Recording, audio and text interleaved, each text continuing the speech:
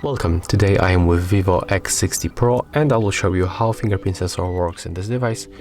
So let's lock our smartphone by tapping on the power key, and right now I will make few tries and we are going to check how fast and how reliable is this sensor. So we have to tap on the screen to get this icon, and we can scan by tapping right here in this place.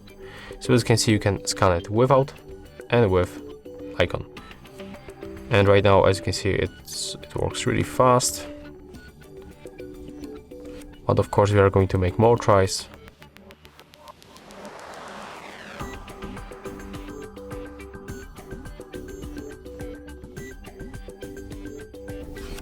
We are also able to change the animation of this sensor in the settings.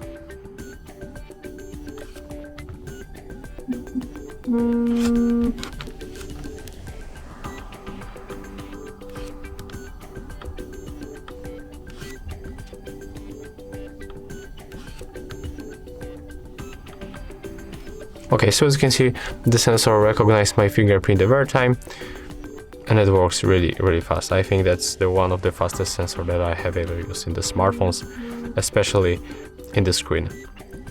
So that's all. If you find this video helpful, remember to leave a like, comment and subscribe.